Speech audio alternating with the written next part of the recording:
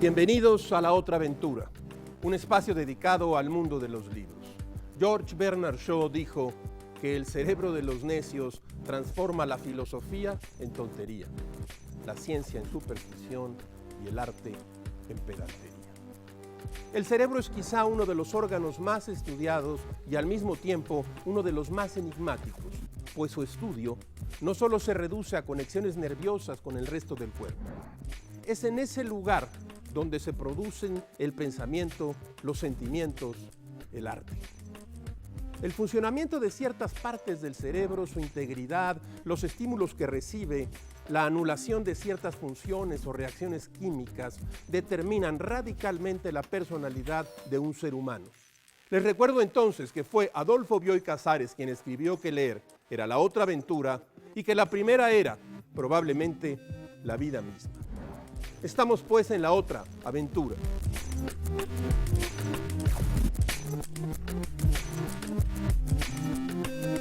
El Fondo de Cultura Económica publicó en el año 2008 Historia de los síntomas de los trastornos mentales de Germán E. Berrios.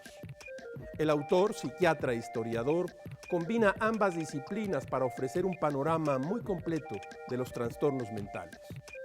Primero proporciona una definición, luego aborda el concepto y el contexto histórico en el que aparecieron por primera vez su investigación. Después acompaña al padecimiento y a los pacientes a través de la historia. De modo que el libro, de fácil lectura para los no especialistas como nosotros, puede darse una idea de la evolución de los términos, los diagnósticos e incluso de la historia social de la humanidad que ha reforzado en parte muchos de los trastornos que aquejan a la humanidad. Berrios acude a Aristóteles, Platón, a los libros medievales de ciencia, a psiquiatras, psicólogos, neurólogos y hasta filósofos para dar cuenta de la historia mental de la humanidad. Los trastornos de las percepciones, por ejemplo, se trataron en un inicio como señales divinas. Se creía que quienes veían y escuchaban voces o veían una realidad diferente, en realidad intentaban transmitir un mensaje divino. Fue durante el siglo XVIII que este tipo de trastornos se empezaron a conceptualizar como enfermedad y en el siglo XIX se convirtió en un síntoma. La ansiedad fue considerada una enfermedad social a partir de 1810. Algo parecido ocurrió con la llamada melancolía, un estado de depresión constante. Si usted quiere conocer algo de las anomalías del cerebro y cómo han sido interpretadas, busque este magnífico libro de Germán E. Berrios. El cerebro es un misterio que los científicos tratan de descifrar día a día. Dan grandes pasos en algunos temas, mientras que en otros parecen quedarse rezagados, perdidos en el universo de la mente.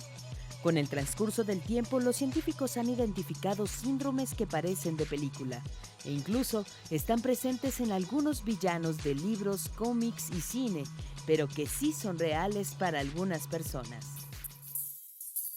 El síndrome de Capgras provoca que la persona afectada se aferre a la delirante creencia de que sus conocidos, sobre todo alguien muy cercano, han sido reemplazados por impostores de apariencia idéntica.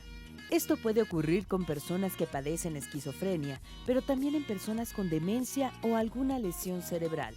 Otro síndrome es el de Fregoli, en el cual la persona está segura de que alguien puede adoptar diferentes personalidades para martirizarla.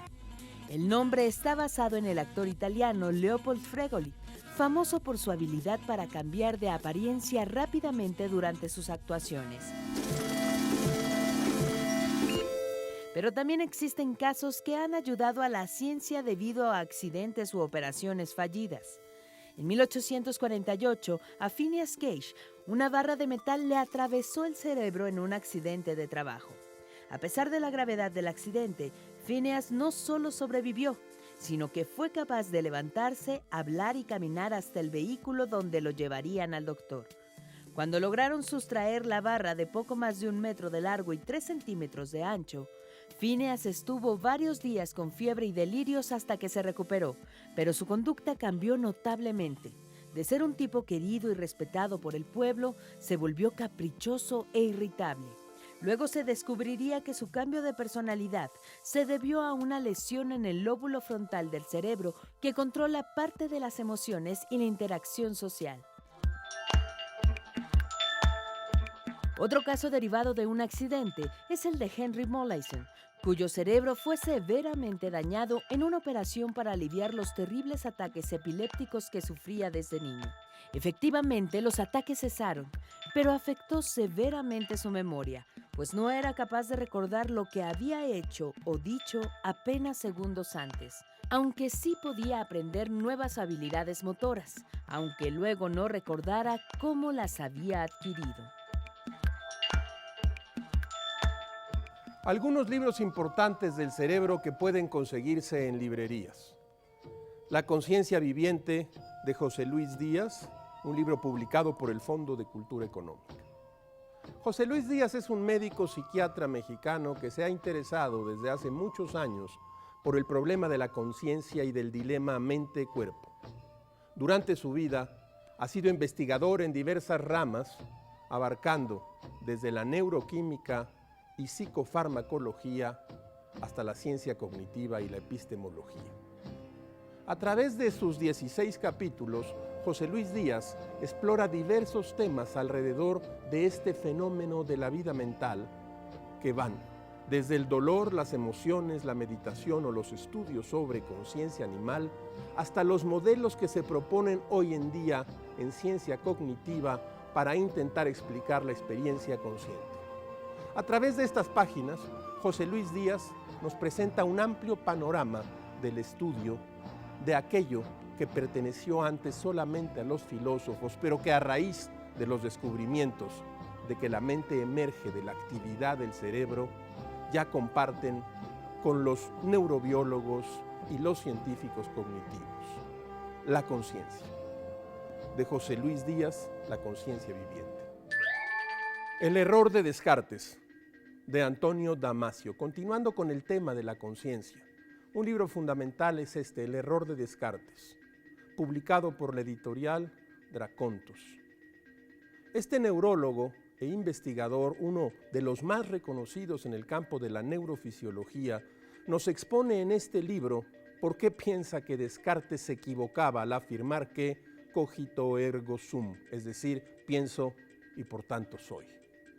Antonio Damasio nos explica, a través de algunos casos clínicos y descubrimientos en investigación con pacientes, por qué cerebro y cuerpo están fundidos en un organismo indisociable que al interactuar con un ambiente creará la vida mental y dará origen al fenómeno que Descartes conocía como alma y que según creía era el fantasma en la máquina del cuerpo.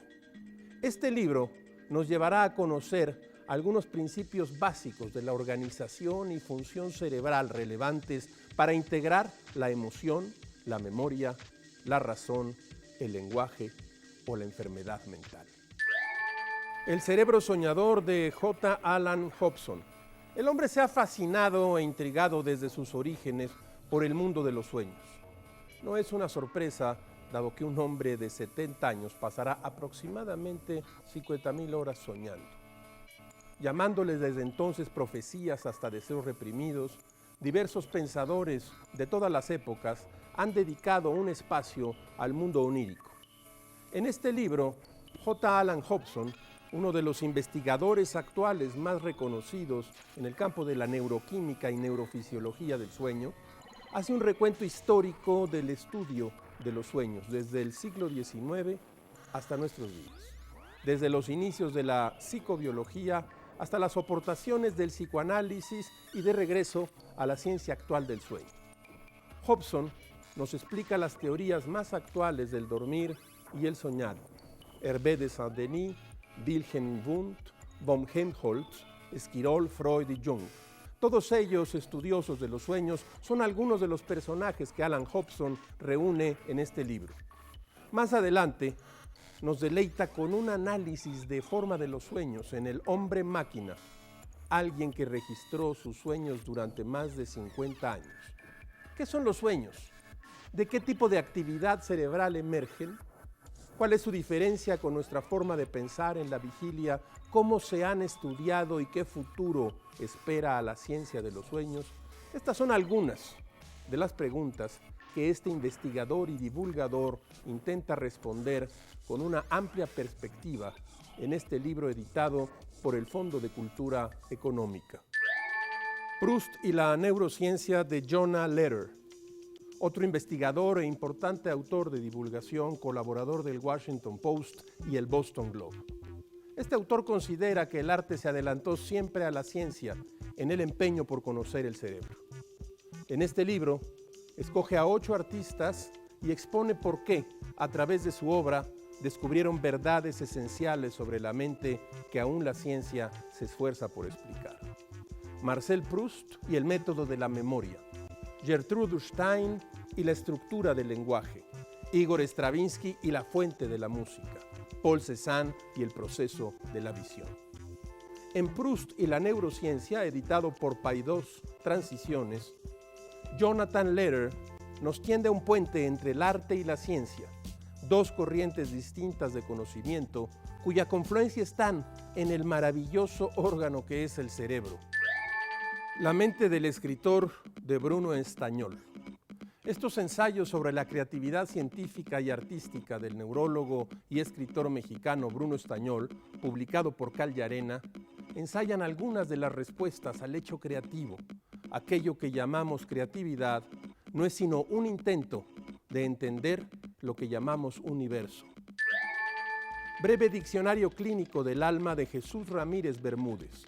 El médico y escritor mexicano Ramírez Bermúdez ha escrito un magnífico libro siguiendo la estela de Oliver Sacks. Ramírez Bermúdez describe, con buena pluma, los casos más extravagantes que le ha tocado vivir en su vida profesional. Un libro magnífico de historias increíbles pero reales. Como todas las semanas, el público encontrará en esta ventana un escenario por el que pasan como ráfagas la felicidad y la desdicha de escribir, gajes del oficio, aforismos, frases, máximas. Los grandes pecados del mundo tienen lugar en el cerebro. Es en el cerebro donde todo ocurre. Es en el cerebro donde la amapola es roja, la manzana fragante y la alondra canta. Y donde nos amamos y odiamos unos a otros. Oscar Wilde. Hemos llegado al final de esta emisión y esta aventura. Soy Rafael Pérez Gay y los espero la próxima semana. Abres una puerta y detrás de ella aparece un mundo. Eso es un libro.